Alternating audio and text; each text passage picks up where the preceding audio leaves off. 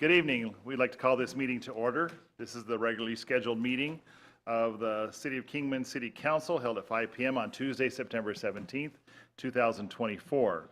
Let's turn some time over to our city clerk for roll call. Hi. Mayor Watkins? Here. Sorry, my mic was not on. Mayor Watkins? Yes, present. Vice Mayor Samily? Here. Councilmember Eric is excused this evening. Councilmember Savage?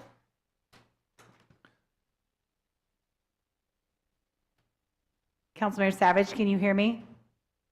He is on Zoom with us. Councilmember Staley?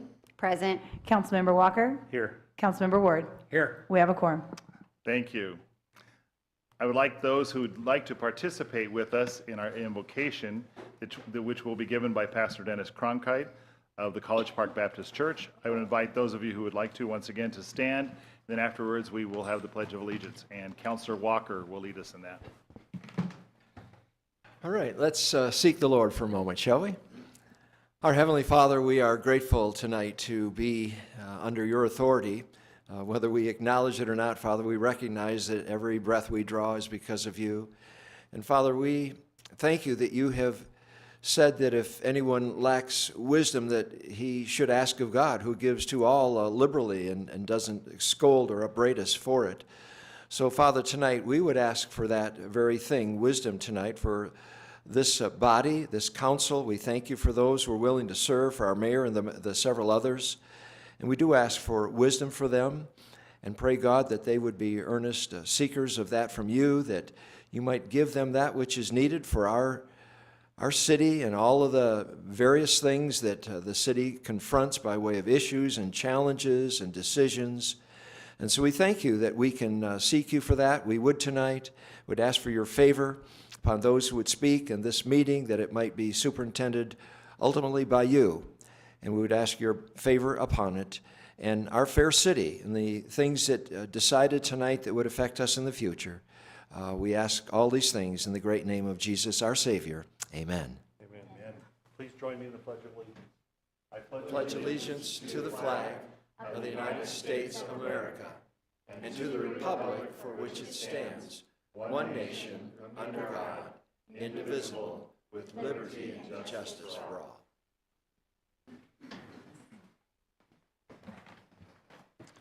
Thank you. Of course, once again, thanks for being all of you who are here in chambers and those who might be participating via the internet or watching our YouTube channel. The council may go into executive session for legal counsel in accordance with ARS 38-431.03A3 to discuss any agenda item. The following items may be discussed, considered, and decisions made relating thereto.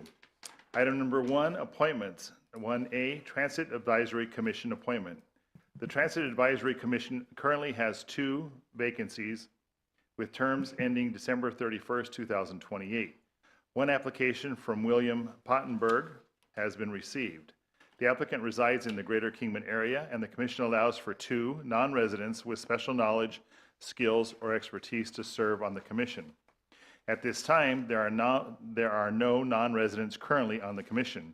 The application has been reviewed by the mayor, council liaison, and staff, and voter registration status has been verified.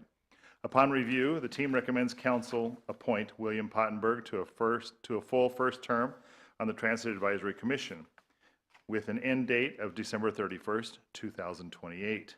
Councilor Saley, I think you are assigned to that commission. Would you like to take lead on this discussion? Absolutely. I did review Mr. Pottenberg's application to be a commissioner, and I feel as though he would be of great benefit to the Transit Advisory Commission. We still have one more opening if you know anybody who would like to serve. And so I believe he is here today. Yes? Yes.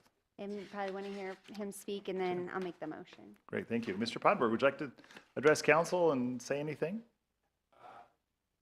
Yes, please come forward to the microphone. First of all, I feel like I fall in line with your invocation of qualified, the unqualified, qualified, and needing wisdom, because I can speak from a perspective of the school and from the district. I love seeing the work of the community and you members of the council, and I would love to be a part of it. I do have a lack of experience as far as transit authority and rules and all of that stuff. But I love being involved with community initiatives, and it would be an honor to be a part of the team. Great. Thank you, and thank you for being willing to serve. Okay, Counselor Saley. I'll make a motion that we appoint William Pottenberg to his first term on the Transit Advisory Commission with an end date of December 31st, 2028. Do we have a second? I'll second that. We have a motion and a second. All those in favor say aye. Aye. Aye. Any opposed? Thank you. Motion carries. Item number 2, presentations. 2A, Kingman Area Traffic Interchange Updates. Manager Walsh?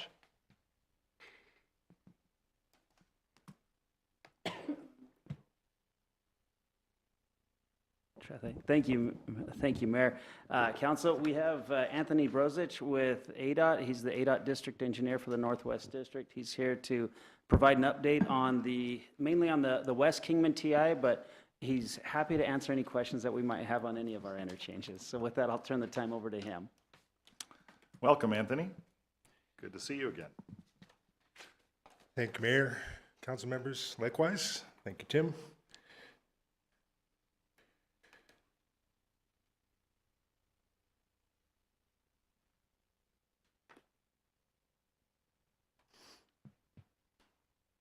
So as Manager Walsh says, is this close enough? Last time I didn't get there.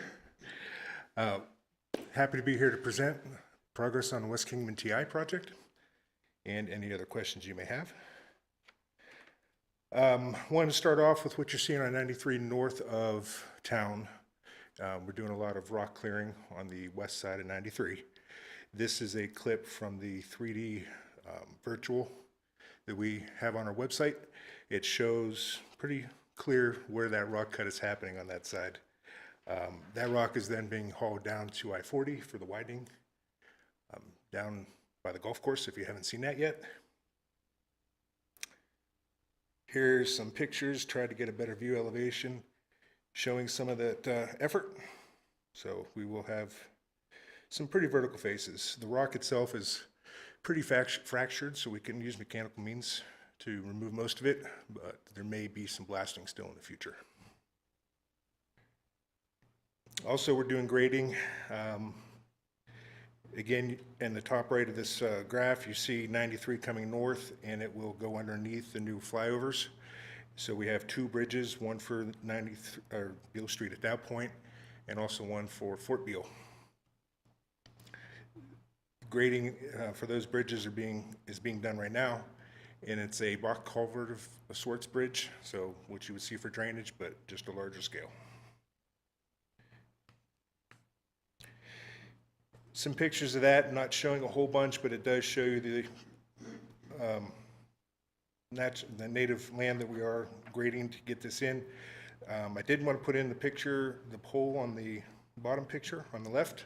We do have cameras up, and we are working on a website that will allow you to dial up and look at the progress. I believe some of the cameras will actually have the function to manipulate where it's looking. You may have to get in the queue depending on how many people, but you will be able to control them. We also plan to have some time lapse for the work being done on I-40 with the bridge that goes 93 south to 40 east. So, be some interesting stuff to see for sure. I think we've all seen this graphic, but I pulled it up just to highlight again where the widening on I-40 is along the golf course on the top end of this graph. And we also have drill shafts we're doing on Clack Canyon. The 2 existing bridges will remain. We're putting a 3rd one in between. The current westbound bridge will be the new bridge that will take you over the bypass. So there's some of the grading.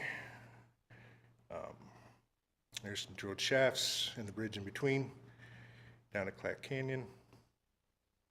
And wanted to throw in the West Kingman TI website that we have. If you guys haven't checked that out, we do post updates on that. And also a nod to our regional website. It's a long address, but it pretty much covers all the projects in the area for 93 and I-40. So, any questions on that aspect? Council, any questions for Anthony? Councilor Saley. Thank you for this update. This is really helpful. We get a lot of questions from the public about what's going on and where we're at. One question I had is now that Clacks Canyon is closed, I'm having to use I-40 a lot to get downtown. I've noticed that that off-ramp is in pretty bad shape. There's a lot of trash. There isn't any landscaping left. And I'm wondering if part of this project, will you go back in and fix up that existing off-ramp at Beale or at Andy Devine? So the westbound off-ramp? This project does not have that in there, but we can go back in there once it's done being, well, it's its normal service right now. Yes, we do have a paving project coming through as well. I think it goes out to bid later this year, is from Holy Moses over to Rattlesnake. So that will fix some of it. We have a project coming down 93 that will jump over this widening and pave Beale Street all the way into town to the first light. So we will find a way to repave that ramp. Okay, and then like a cleanup or any, okay, perfect. Thank you. Yep. Actually, Councilor Saley, thank you, because same thing, Anthony, as far as eastbound, transitioning from Beale Street and turning eastbound onto I-40, that ramp is pretty rough there too. So Of the course, whole intersection. yeah, that it is. So do you think that'll come into the scope of the Rattlesnake, from Rattlesnake Wash in this way?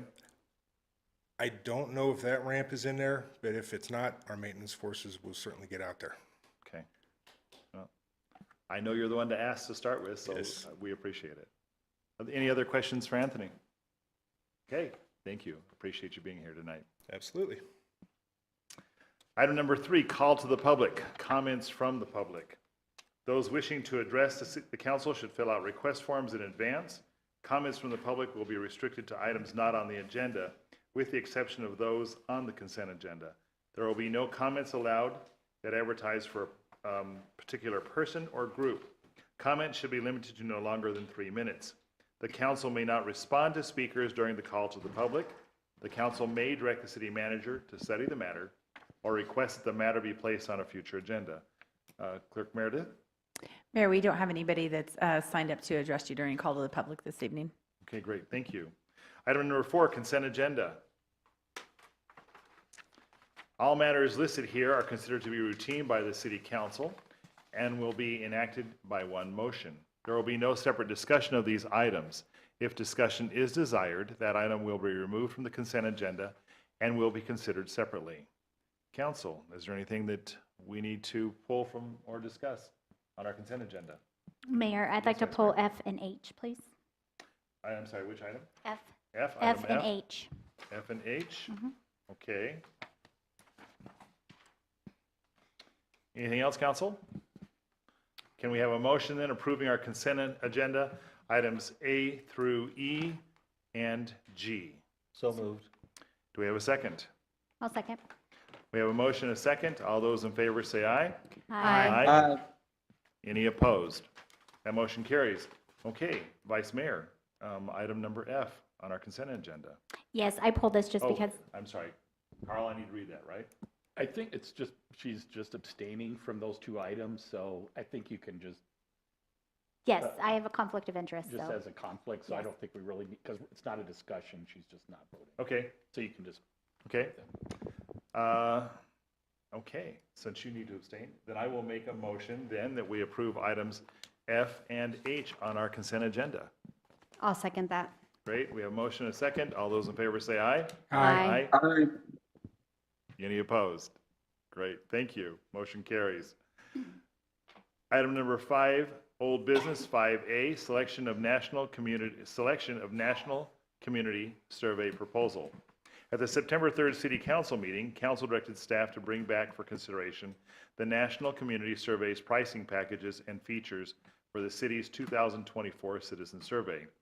Below are the packages for consideration.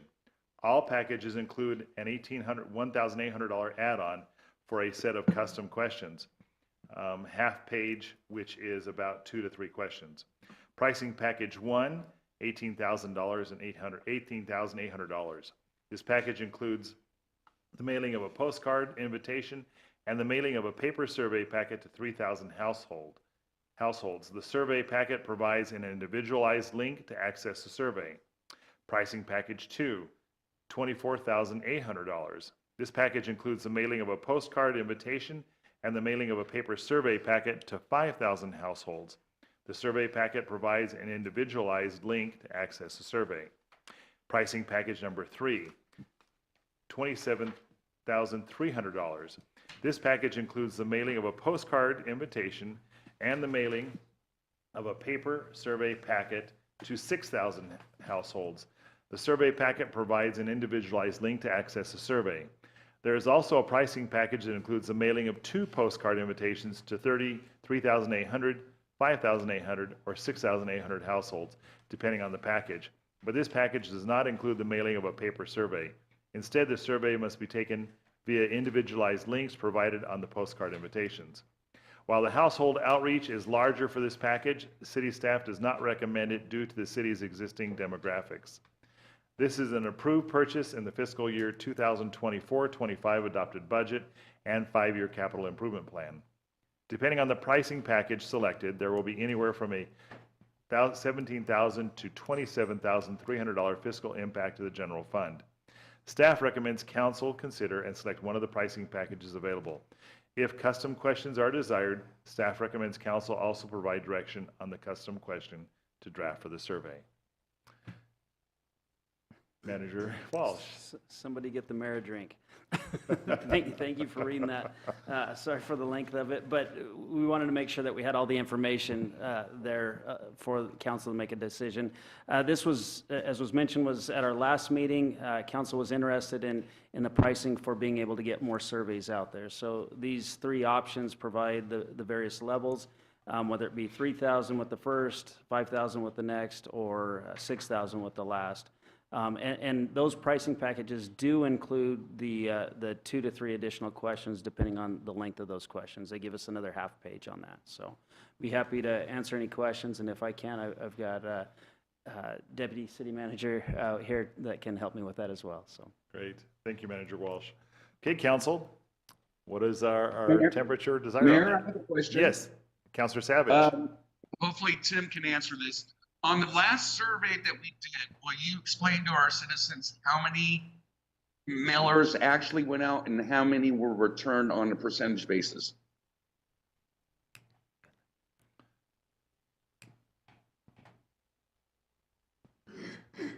Welcome, Deputy City Manager.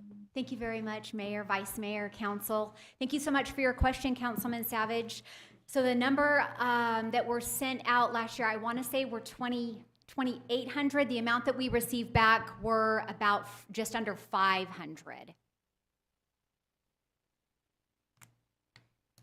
So we were looking at about a 25% return on that. That's correct. Okay, all right, thank you. Thanks, Councilor Savage. Council, any other questions? I know from our previous discussion back on the 3rd, we wanted to see a little more, some more sent out, and I think we are all leaning towards that middle number of 24,000, 24,800. Anyway, where do we want to go with this? Vice Mayor. My comment was just that. I just wanted to hit middle of the road, so we had some in between to hopefully bump that number up as far as returns. And I do think that we need to add a couple of additional questions in there as well. Okay. So I would support that as well. Okay. Councilor Saley and Councilor Ward. You know, I'm fine with package number 2. I would just say that we probably should try to do something a little bit different to get more people to respond. So maybe we do more promotions on social media and maybe put something in the water bill a month prior. Heads up, we really want your input, need your input, just to see if we can get a better turnout from the respondents. People always want a deal, and it's too bad, and you can probably tell me to shut up, Tina, if you need to, tell me to be quiet, but I know if we gave them a 5% discount on their water bill or something for participating, something silly, but Well, maybe we it could have motivates a people to do drawing. things. We could have a drawing or something, maybe. Or a drawing of business- something, yeah. Get a business to donate some gift cards or something like that, so there's incentive. That's Exactly. a good idea. Exactly, motivation. So if I understand correctly, it's going to be sent out to a random sampling of individuals, correct? That's correct. So there's two phases with the survey. Working with the company, they will select those residences to send it to based on demographics and wanting to make sure we cover all the demographics. So that's the first step of it, and we don't typically, we don't provide any input on who to send that to.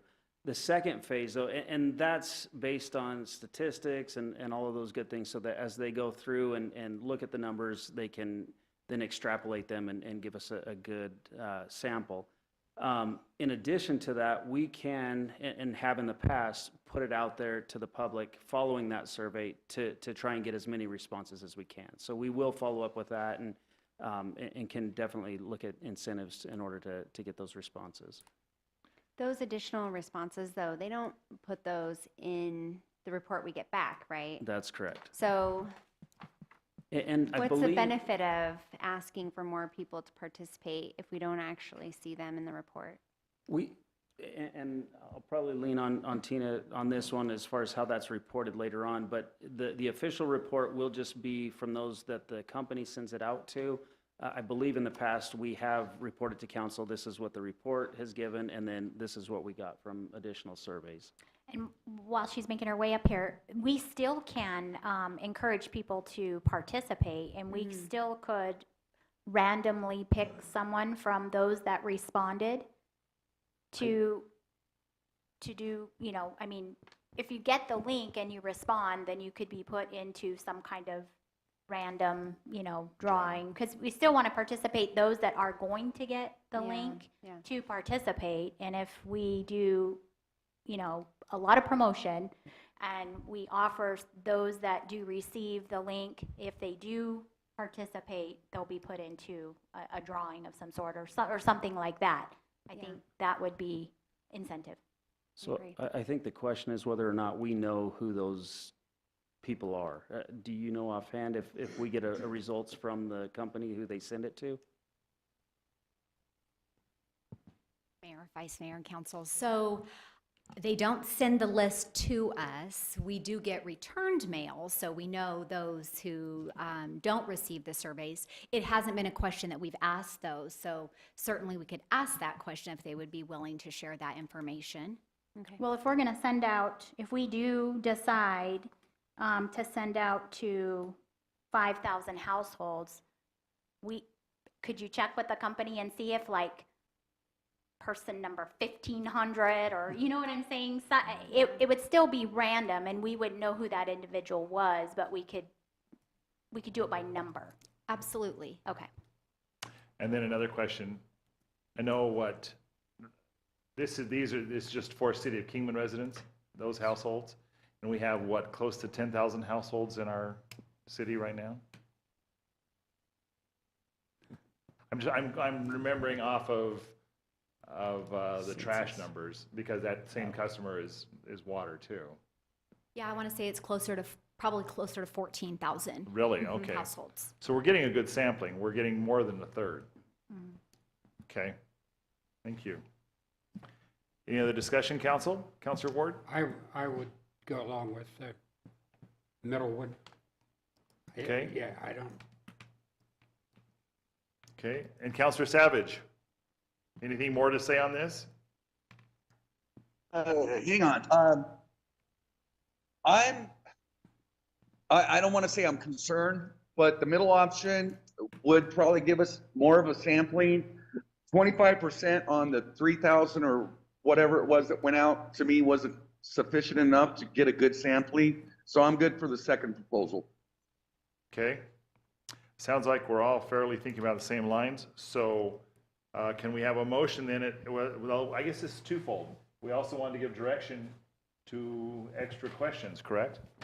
Thank you, Mayor. And in your packet, you'll see some of the questions that have been asked in the past.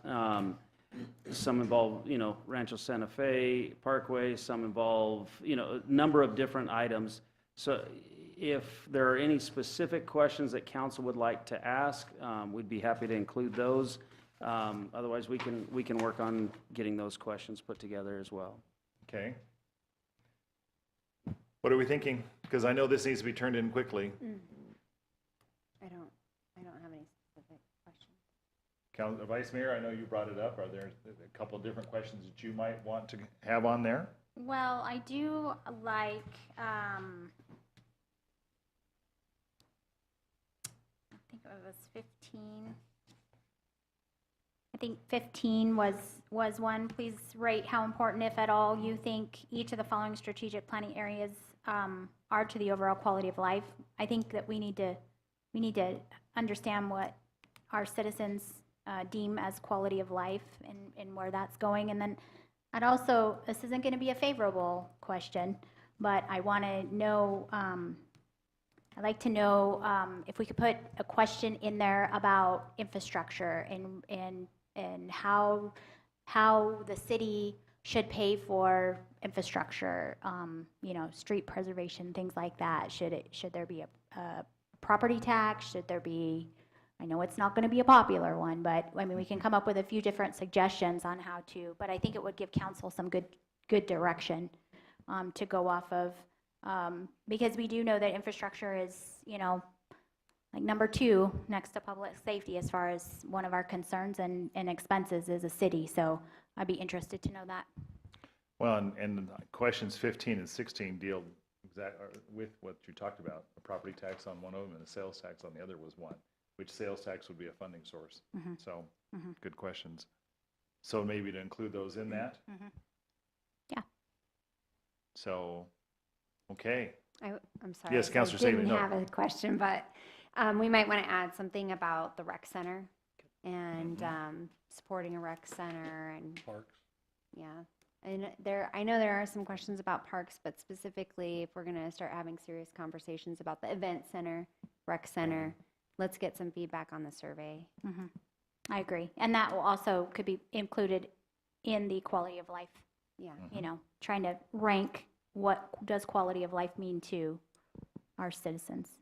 So, If I may ask, just a clarifying on the rec center and the parks and event center, are we looking at what would be the preferred method for funding that? Are we looking at what would we like included in that? Do we have, I guess the question is, what do we want to know regarding those items? Yes. Yes. Perfect. Right, yeah, I think both. You want to Okay. you want to know that the public is interested in those facilities as we think they are, Okay. and then how do you think we should pay for that? Good one. Very good. Thank you. with Okay. that, I'll make a motion, Mayor, if you're ready.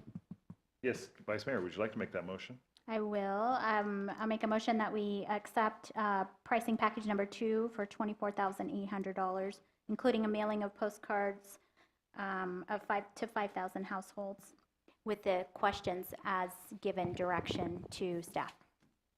Okay, we have a motion. Do we have a second? I'll second. Thank you. Any further discussion? Okay, all those in favor say aye. Aye. Aye. Any opposed? Motion carries. Thank you. Okay, item number 6A, under new business, public hearing and consideration of approval of ordinance number 1962, RZ24-002, a request to rezone the west 100 feet of APN parcel number 320-14-234A from C2 to R16. A request from William Aspen on behalf of the Aspen Family Trust to rezone an approximately 11,000 square foot area located west of Stockton Hill Road on Detroit Avenue from a commercial community business C2 zone to a residential single-family 6,000 square foot minimum lot size R16 zone to allow for a single-family residential use. The subject area can be further described as Lot 24 West, Lot 24 East, Lot 25, and Lot 26. Block 203 of Golden Gate Edition, Section 7, T21 North, N, R16W, and is currently the west 100 feet of Mojave County tax parcel number 320-14-234A. Staff recommends approval with the noted conditions. The Planning and Zoning Commission recommended approval on August 14th, 2024, with the noted conditions. Welcome. Thank you, Mayor, Council, appreciate it. It goes along with that nice introduction. This is a rezone 24-0002. This is on behalf of the William Asplin and Asplin Family Trust.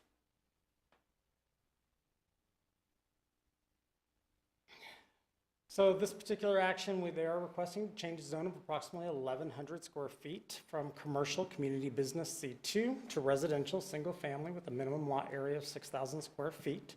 This would ultimately allow for the development of a single family home on the respective property.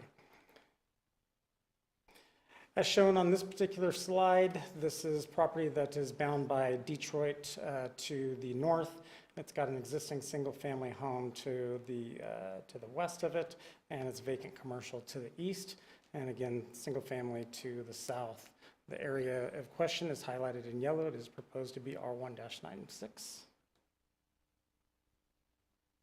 And again, just to talk about a little bit about the surrounding properties and the zoning. So again, the properties to the north across Detroit Avenue is Zone C3. To the west, we have single-family R196, and again, portions of the property to the east C2 and to the south R19.6 as well. Just again about the surrounding uses. So the property is currently vacant. To the far east itself, we do have a pawn shop. To the north, we have commercial properties that are currently situated, as well as an educational institution, existing single-family homes to the west, as well as to the south. This particular zone amendment to rezone the property would allow for the property in question, the portions of it anyways, the 11,000 square feet, to come into compliance with the city's general plan that's been adopted, which does allow for medium-density residential. This is just a map of the utilities. The property is adequately served. And the analysis of this particular rezone, the property itself does allow for the implementation of the city's general plan. It furthers those goals and policies. It's consistent with the surrounding zoning, and it does allow for single-family development that's consistent with the properties to the west and to the south.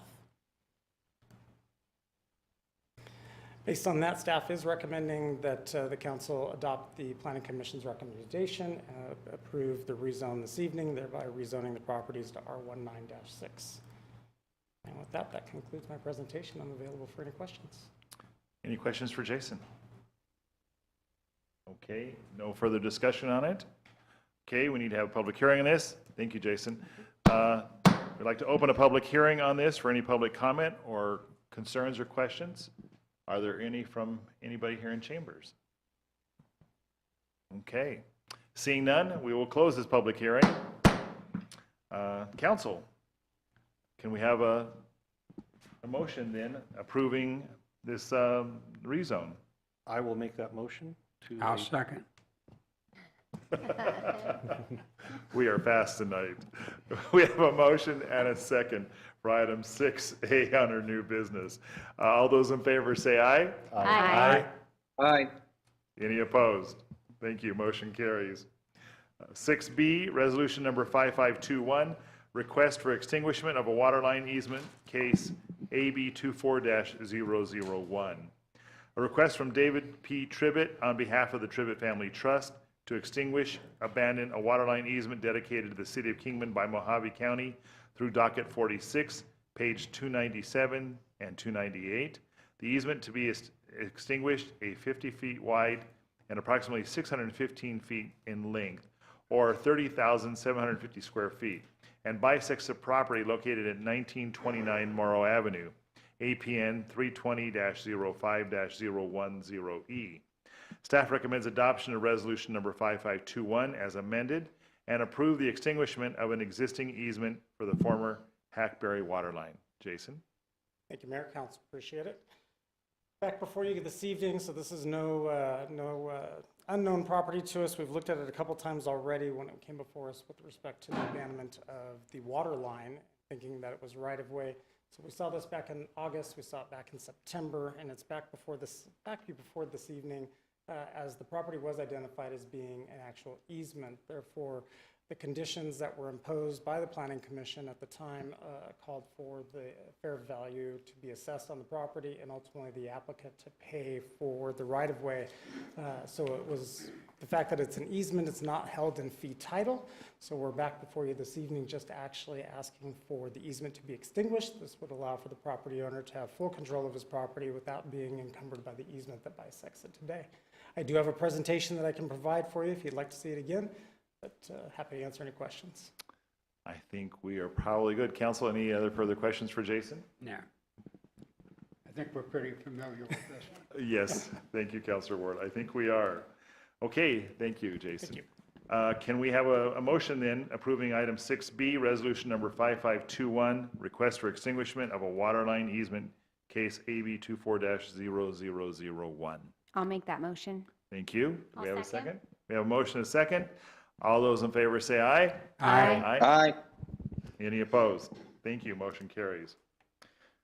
Item 6C, authorization to adopt a notice of intent to establish business extension zone fees. The City Council is in the process of creating a business extension zone and adopting guidelines to allow downtown businesses to utilize public right-of-way located adjacent to their buildings for the sale of their product/merchandise. At their regularly scheduled meeting on August 8th, 2024, Council directed staff to develop a fee structure with a one-time application fee and an annual renewal fee. This is the first step in the fee adoption process, which is providing a report supporting the fees and adopting a notice of intent to consider the fees at the November 19th council meeting. If approved, a draft report and notice of intent will be posted on the city's website beginning September 18th, and a resolution brought before council at the November 19th council meeting for approval. If approved, the fees will become effective November 20th, 2024. Staff recommends adoption of a notice of intent to establish business extension zone fees. Manager Walsh? Thank you, Mayor Watkins.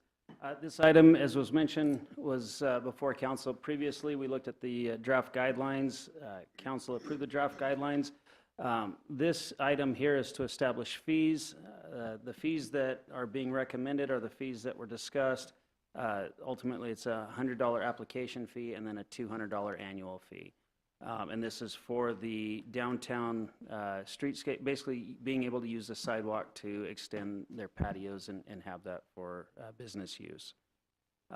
As was mentioned, this is the notice of intent, and then it will be heard later on. There will be a meeting later on to actually adopt those fees and to make them effective. And at that time, we will also bring forward an ordinance adopting those guidelines into code so that those are official as well. So at that time we adopt the fees, we'll also adopt the ordinance that establishes the guidelines as the regulations there. Okay, thank you. Yes. One correction Yes, that I Deputy wasn't City able to share Manager. with Manager Walsh. In the notice of intent, it states that the fees would become effective November 20th. However, we're looking to actually make those fees effective January 1st. So I wanted to make sure before you considered anything that you're aware of that change. Okay, thank you. Any discussion, any questions for Manager Walsh or our Deputy City Manager? Okay, and of course, in those guidelines, and I know you're covering it, this is a Carl question too, but as far as insurance liabilities, releasing the city from any responsibility Yes. of that space being used? Yep.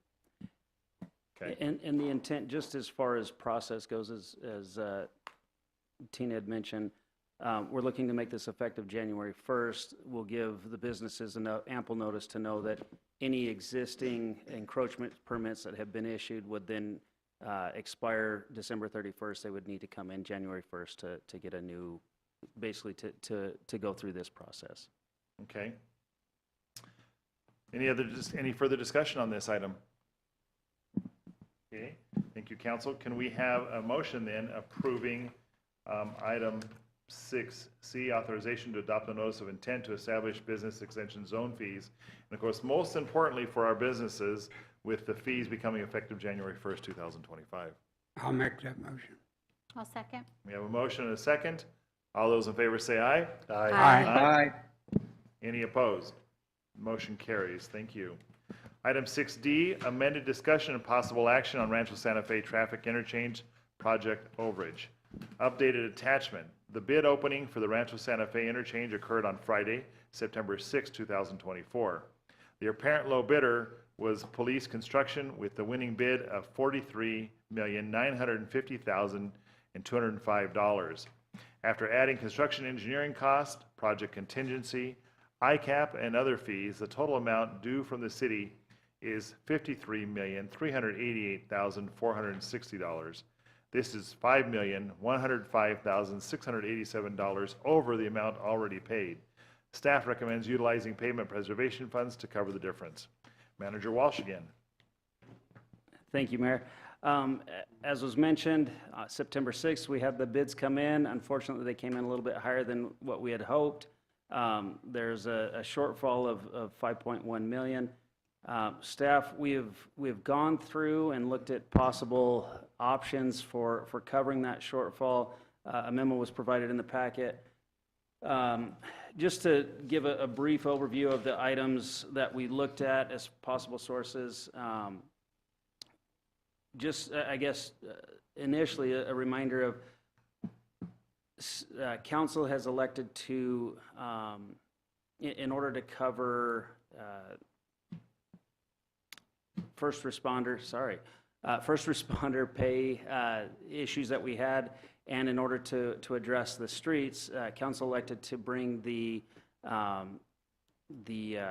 I lost my train of thought, I apologize, to bring our savings down from a 45% contingency down to a 30% contingency in order to allow for those savings to be spent on those items and to address items that were in dire need. So the recommendation that I make today, it's not made lightly. I understand that the struggles that council has gone through and that the city in general has gone through in order to address these issues that have been longstanding issues. So in order to look at how we can cover this shortfall, we looked initially at our capital projects.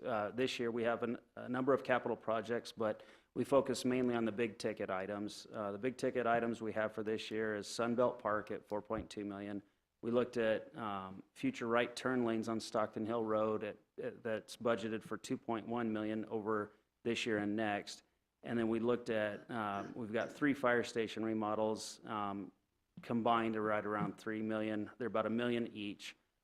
We looked at those projects and went through them. One of the problems with pulling from a capital item, because we are in this drawdown phase, basically overspending our revenues and pulling from contingencies in order to cover those costs, any capital items that we pull from or that we postpone, we're looking at a decent time frame before we're able to replenish those funds in order to bring those projects back. So likely we're looking at probably 4 or 5 years before we'd be able to program that back into the capital budget, unless another project was cut from that capital budget in future years. So it really becomes the issue of, okay, which project are we willing to pull back and not see for some time? And looking at Sunbelt Park, there's $4.2 million budgeted for this year. Next year there's $3.6 million budgeted, and the 4.2 this year basically accounts for getting the channel constructed through there, running utilities into the park, and getting it ready for the next year being able to plant the seed and start seeing the grass. So one of the concerns of pulling funding from it this year is next year's funds, the $3.6 million, we would not get to grass. Basically, we would get through a lot of the prep work, but we wouldn't be able to get to that point of finally getting to seeing the grass. And then how many years before we were able to find that funding to finally get it to grass and some minor amenities. Same issues with Stockton Hill. We have a DCR looking at the possibility of adding right turn lanes from Detroit up to Sycamore. And ultimately, the idea with those right turn lanes is as we add those, it helps the traffic flow, but it also starts expanding that roadway width where eventually those right turn lanes can be connected, and now we have 3 lanes rather than the 2 lanes. So long-term, in the short term, you get a little bit of benefit off of those right turns pulling out, but long-term, we're looking at a widened section through there. Looking at the fire station remodels, those have been in the plan for quite some time, and they are in need of those remodels. I've toured them myself, and they're definitely a need. So moving from capital projects, then looking at the project itself, we explored the ICAP fee. That's a fee that ADOT charges to administer the project. And there is possible savings if the city brings in the project and administers it ourselves, then we do not have to pay the ICAP fees. So the ICAP is right now, with this increased funds, it's at 3.9 million. If we brought it in, initially you'd think, hey, we're going to save 3.9 million. In actuality, our costs go up because a lot of those ADOT has, because this is what they do all the time, there's inherent savings in them managing the project. Us bringing the project on, those costs would increase. So we would see probably a $2 to $2.5 million savings. And then we also looked at, possible value engineering. One big ticket item on value engineering, if we pulled all the water and sewer out of the project and just did the road itself, did the interchange and just that, we could save 2.8 million. The problem is, in the future, we're going to tear all that up in order to install that water and sewer lines, and at a much greater cost than that 2.8 million. There's also the option of deferring traffic signals, a much smaller savings there, 700,000, and that depends on whether the traffic study would allow for it, and a few others.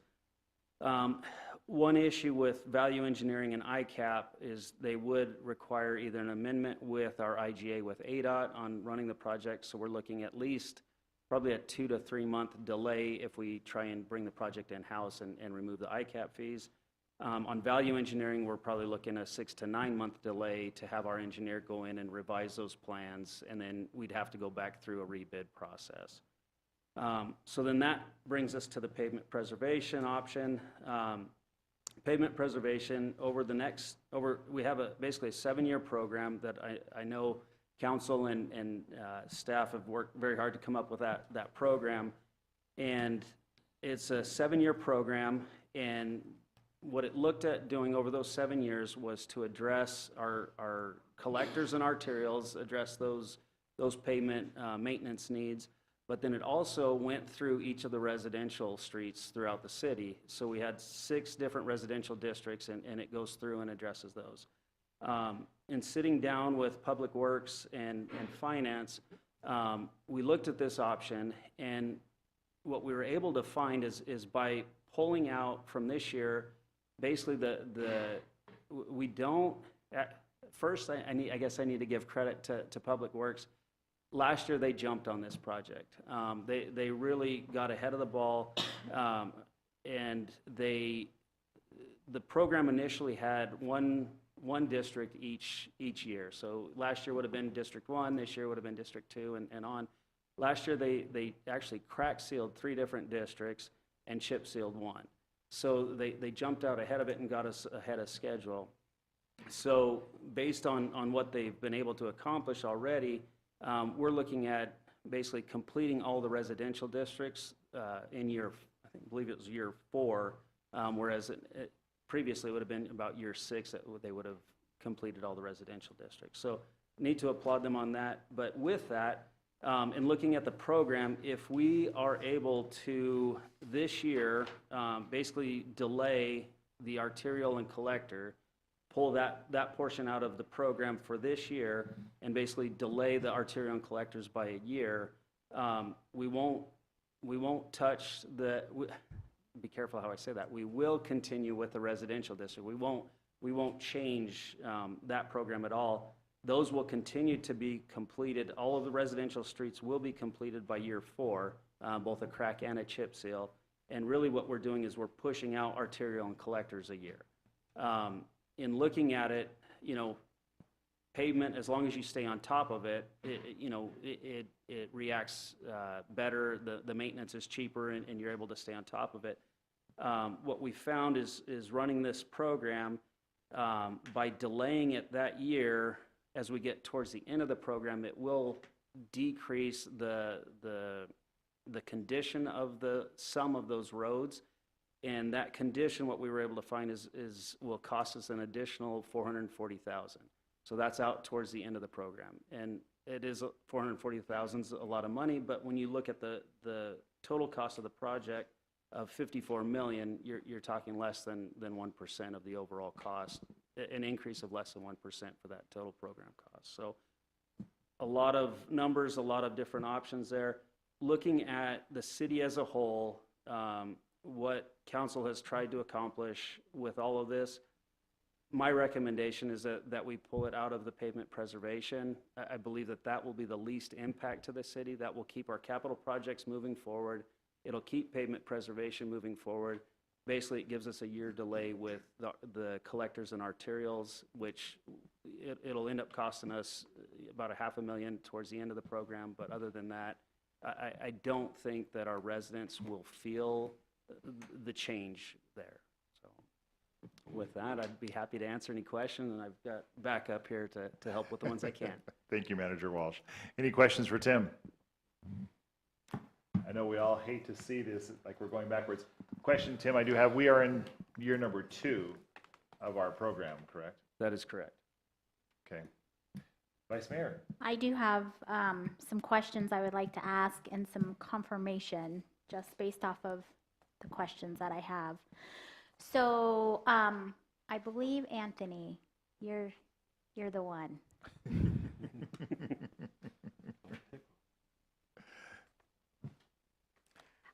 Just for clarification.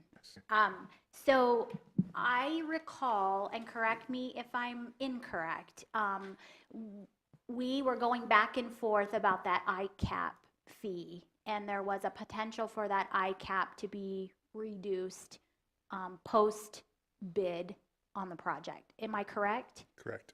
Where are we at with that? So the initial ICAP was 10 point something. I can't remember the number. Last time I was here talking to the council, it was down to, I think, 8.8. It has since dropped to 7.9. So it has definitely dropped more than what we initially talked about. Is all of that, Manager? Okay, it's factored in there. Okay. My next question to you is, you did a very good job, City Manager Walsh, in laying this all out for us. I really appreciate the detail. The paragraph that's just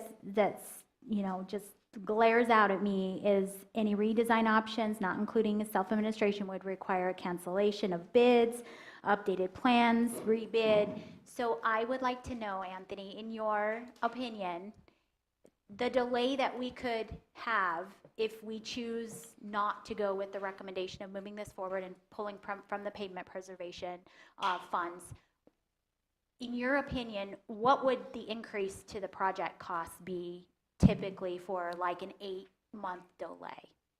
What are you seeing? Because here's my concern, is that if we don't pull and we don't move this on, and I don't know what council's pleasure is, we go through this delay, we could come up short at the next bidding process, correct? Correct. Yeah, so in your opinion, and I'm trying to be as transparent to the public as to at least my thought process in making this decision, because we are going to hear from people that are not going to be favorable, I'm sure, to our decision.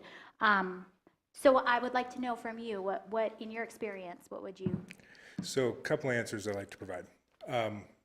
Tim talked about self-administering.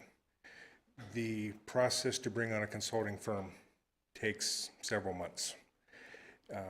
The contract itself is, when awarded, and there's a certain time frame we have to get that awarded by, the contract will start within 60 days. So if we can't meet those obligations and bring that team on board in time to manage that job, that's going to cause a problem. So that alone could potentially push this job, depending on how that timing is. The redesign definitely would have to go out to a rebid. Once we bid a project and the scope is set, we can't change that scope. There's problems with that. As far as the price, yes, inflation has slowed, but it's still increasing. So whether it's months or years from now, I would expect you to have higher bids. How much? I'm sorry, I cannot say. But I will point out, the bids, low bid was 43. I think the highest bid, 5 or 6 bidders, was 58. So there was a big gap. And that's usually telling that you're probably not going to get that low one. Some bidders want to come in and want that job. They will bid that lower price to get that job and secure it. We have 2 other contracts working in the area. Usually when you already have resources in the area working, they tend to be the lower price. That was not the case here. So I can't answer your dollar value question, but my thought is you're probably cheaper going with the additional cost at this moment. Okay. And then my last question for you is the ADOT will meet on Friday. Is that correct? This coming Friday? There's a meeting, The state board. the state board? Oh, yes, Transportation Board, yes. Yes. Transportation board, yes. So if we make this decision as time is of the essence, Yes. will we be on that agenda for Friday? Yes, I have talked to. I just want that on the record. Yes. Thank you. They are actually waiting this evening to hear what happens. Perfect, perfect. All right. I think that's all I have for you, sir. But I would like to ask a couple questions of Jack, if I could. Mr. Mayor, Madam Vice Mayor, just to confirm, we are on the agenda. Depending on the decision tonight, they could pull it from the agenda, but I have confirmed, right before the meeting, I confirmed we are on the agenda. Perfect, thank you. Hi, Jack. Good evening, Mayor, Vice Mayor, Council. First of all, I very much appreciate the comments that Manager Walsh said about your department getting up and going and doing more than what was expected. So I appreciate the efforts. I have a couple questions on the arterial collectors and the condition waiting out that year. I just want to make sure that it's not going to be in such disrepair. I read that will likely be changing treatments. Yes. So first I'd like to back up to the year, and these treatments would have occurred in the spring. So, if the council were to elect this option, we would likely be trying to knock those projects out into the fall. So you're talking really a 6-month delay. That triggers further down the line, but we ran a number of reports or scenarios trying to figure out what that does to the network. And the information that Manager Walsh gave you, there's some roads that fall out of the good into the fair condition. And those are likely the roads that were borderline. They were probably just reaching into the good condition category. So when those fall out, we have to increase the treatment a little bit, and that's what that additional cost is. That additional cost would make up that difference from, the condition categories that I give you, or that were in the packet that Manager Walsh gave you, rather. That would bring us back up to use of the funds that may help construct Rancho. So it'll go from fair to better than good? I'm sorry, say that one more time. If you say those arterial collectors are going to go from good to fair, then when Correct. we bring them back up, they're going to be going from fair to better than good? Sure. They'll be definitely back in the good category. I'll have to add a better than good category. All right, But- I want to leave them better. Yeah, absolutely. And I appreciate the comments from Manager Walsh and in your department not affecting the residential areas. So that is very important. I know that was something that council wanted to get, ahead on, and we wanted to make sure that we were not depriving the residential areas of their road maintenance. Yeah. So I appreciate that as well. Yeah, and that will continue. As Manager Walsh said, we actually got ahead, at least on the crack seal side. This year, we were planning a heavy chip seal. I have a department report next, and I'll show you what we have coming, but we'll still be, by the end of the current fiscal year, even if we were to rearrange those funds or redirect those, we'll still be ahead of schedule on what we had initially proposed to council in the budget scenario that elected to draw down the reserves to fund that. So again, we'll still be ahead on the residentials, and we'll continue on that. Perfect.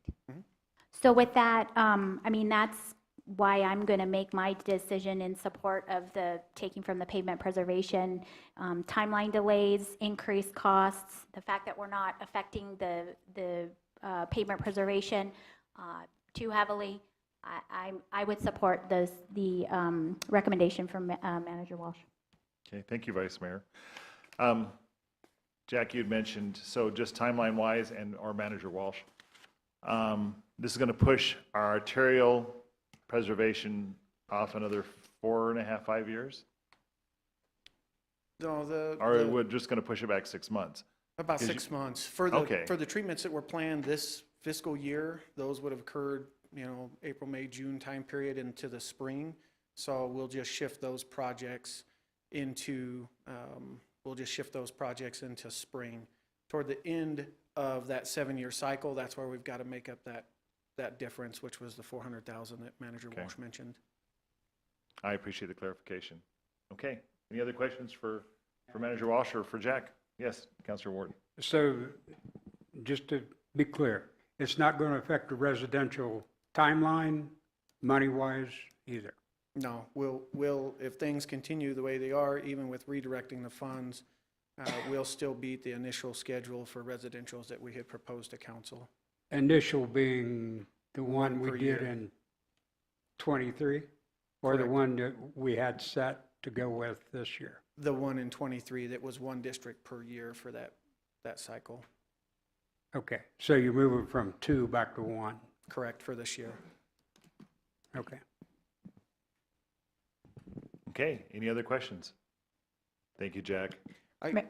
If Yes. I could for just one moment, we are going to chip seal one district, but council had already approved a contract for us to purchase crack seal material, so we'll actually be crack sealing a district this fall, winter, and then we'll be chip sealing. So we're still going to touch 2 districts this fiscal year.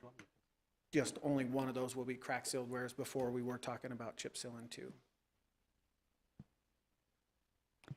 Mayor Watkins, Yes. I just wanted to let you know that Councilmember Eric has joined the meeting via Zoom.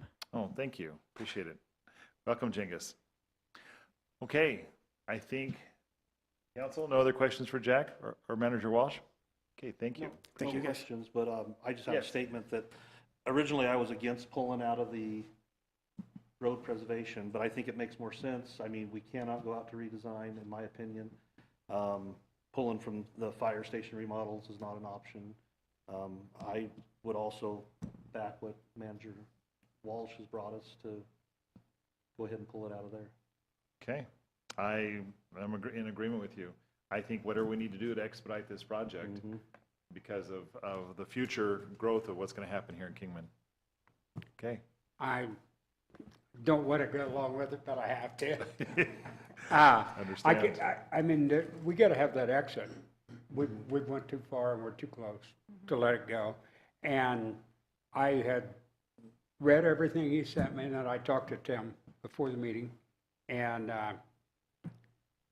I guess the streets is the best place to take it from, as bad as I hate to say that.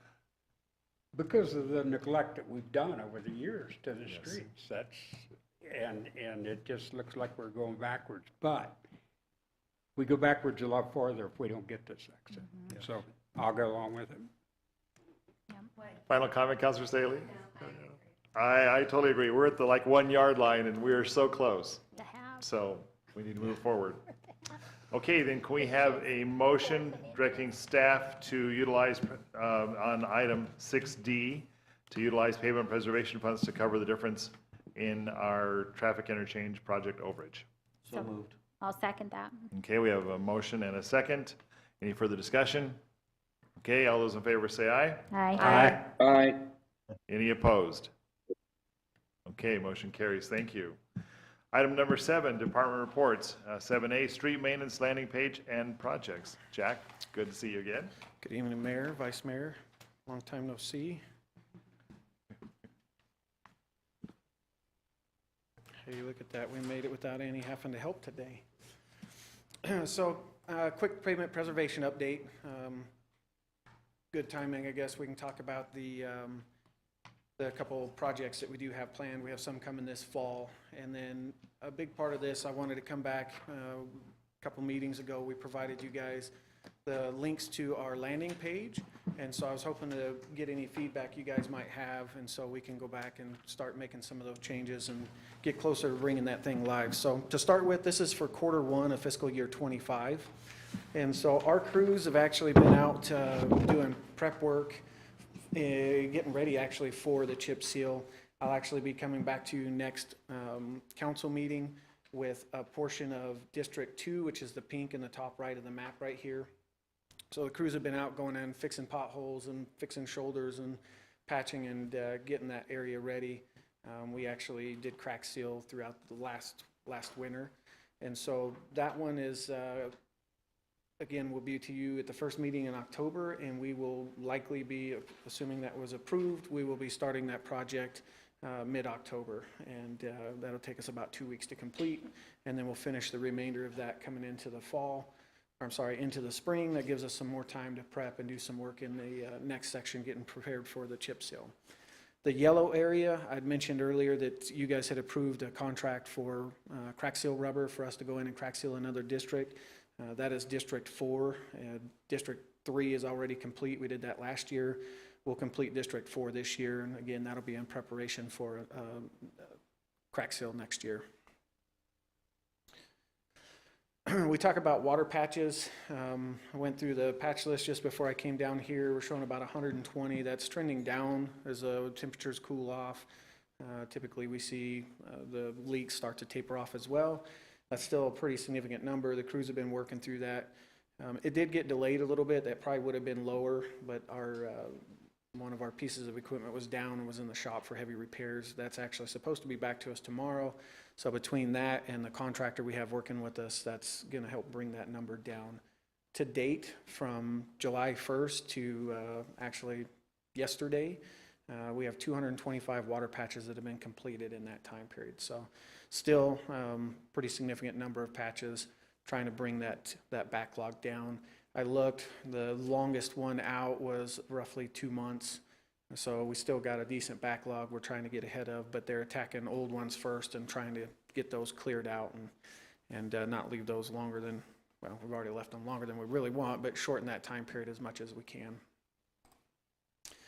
So the last piece of this, excuse me, I'd actually mentioned, or we talked about getting some comments back on the landing page. So I was hoping if you guys had any feedback you'd like to provide tonight, I can use that to go back and try and adjust what we had and presented to you in our last department report on that landing page. And with that, I'll try and answer any questions or receive that feedback.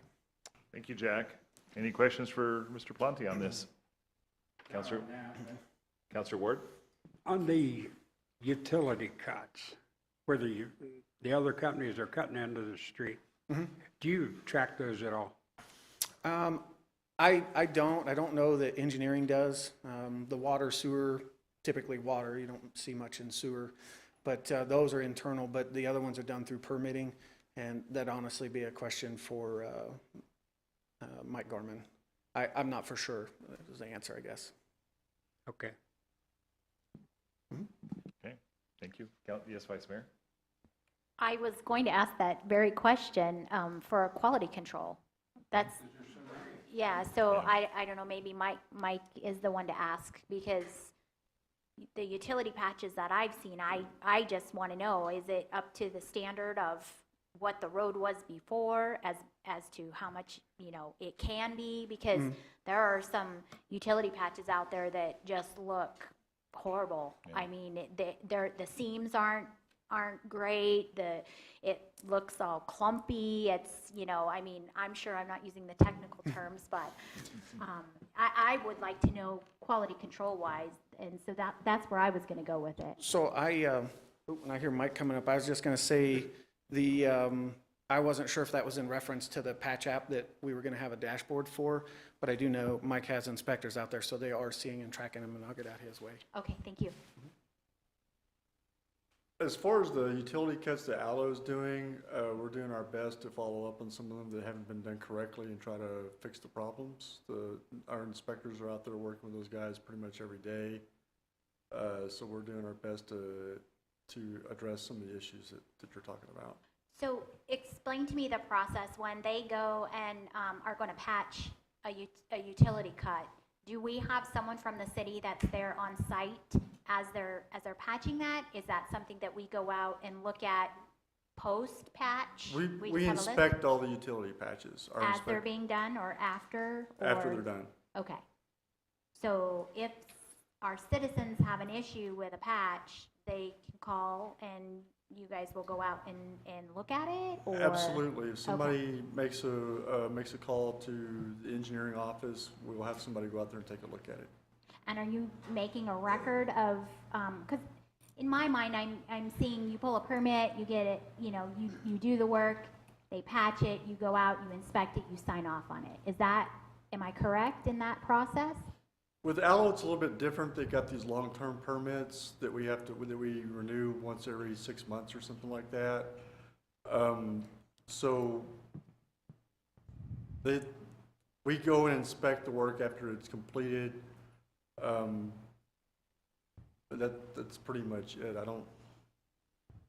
And you have somebody We don't- signs off on it? Yeah, well, we don't, I guess what I'm saying is we don't close the permit out right away because the permits are an extended length of time. Okay. I'm just curious.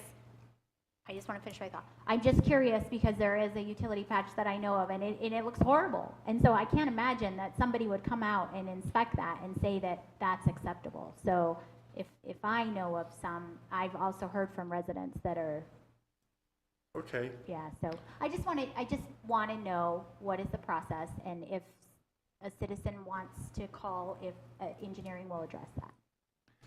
Certainly. Well, and realistically, though, they're not going to really bother, they probably don't know to bother engineering because it's on the streets. They're going to probably call the street department, which hopefully. Right, I guess that's what makes it a little bit confusing because we're managing Aloe's permit. So it's not really something that Jack can address. It would be something they call us and make a complaint about it. Yeah, I'd like to add a little to that. Every patch you see may not be the permanent patch, because the asphalt company, Desert Construction, could be Someone Asphalt, or I'm not sure who else. We buy our asphalt from Desert. They don't always run their hot plant, so we don't always have material available. Should be speaking to the mic, Counselor, I'm sorry. We don't always have hot material available for a patch, and I'm just one of the contractors working with Aloe. There's several. And I know they run into the same issue. So what you may be seeing is what they call a cold patch, and it's just a temporary patch. We'll have to go back and fix it. It's either that or they leave a steel plate over it until they get back. So they're putting cold patch in. In the city's defense, they will not close out a pond. That's what they call the area we're working where the permit's issued. They will not close that out until they'll punch list everything. And then we'll go back, the contract, Aloe will go back and make the corrections. So they will be addressed eventually. But if there's any, you could call Aloe and tell them which one it is. Okay. And they'll send somebody out. And even if it's a temporary, if it's bad, they'll make it right. But Okay. it could be, it's just not the permanent fix yet due to material not being available. And so how long does that process usually take to get the permanent? Call Desert Construction. Okay. Well, and also, as part of this discussion, there's a lot of lots that are being infilled as far as homes being built on existing streets, which means they're cutting in sometimes to put utilities in. Yeah. And so that also would come under this discussion, what we're talking about, as far as the patches being done and done correctly, which then would fall into your department, Mike, because that's engineering. Right, it's exactly like Councilman Walker explained.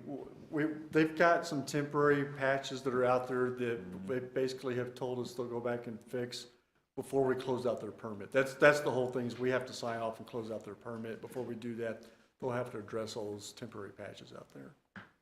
My concern, Yes, Counselor. my concern, Mike, was, do you know when they make those cuts, how long are they open? There's a lot of them that are just dirt. And there's several of them that are on streets that we've just completed.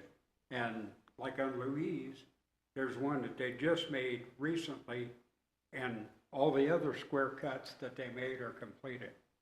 But there's one beyond it that they just did. Mayor, Yes. Yes. We're kind of going a little beyond what this agenda topic is, and maybe some of these questions would be awesome for a department report Okay. in the future. I apologize. Oh, no, thanks for reining We're us in, kind of Carl. just We're going a little talking beyond. about streets, Carl. Thanks, Carl. Street. Just trying to Well, save your skin. you're Mike. right, because on the agenda, it's really street maintenance landing page and project. So depending on how wide a net we want to throw on that. Okay, thanks, Carl. Thanks, Carl. Okay, any other discussion, council? And I can go. Jack, Manager about- Walsh and Jack, you have something that you probably want to bring back to us because we'll have more questions. Understood. Okay. Mayor, I Yes. believe Councilmember Eric has a question. Oh, Jengus? Yes, good morning. I could ask Jack about the street landing page, just make a quick comment about that.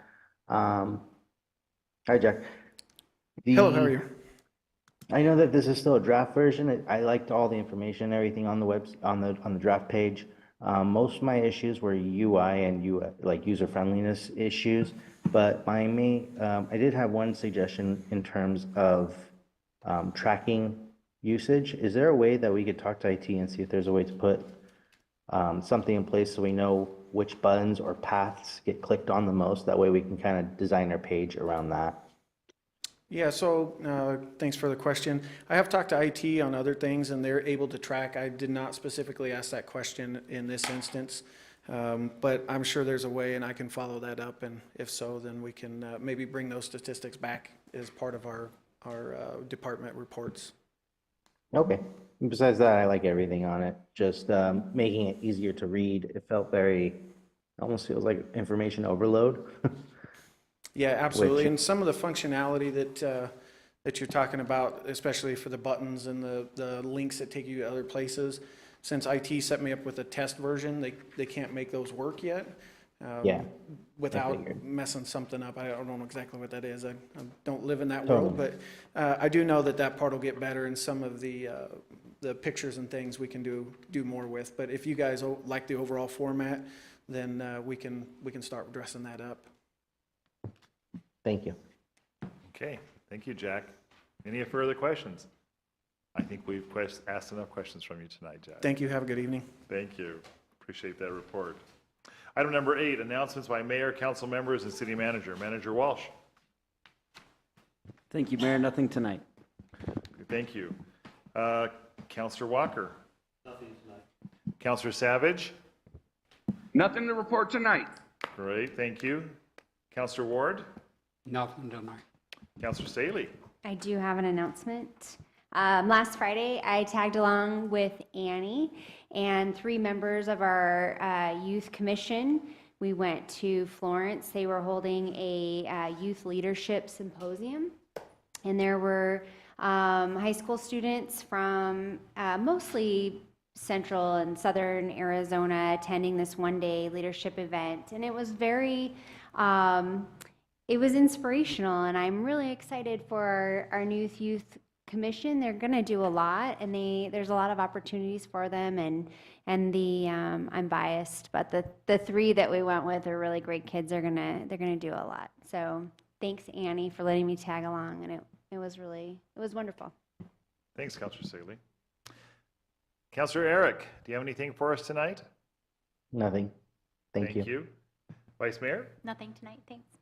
Okay, I have a couple things just things that are starting to happen. Of course, September and October start becoming busy months for things happening in the city of Kingman. But I just wanted to remind everybody, of course, our Parks and Recreation Department do a great job. They have a drive-in movie night this Friday, September 20th.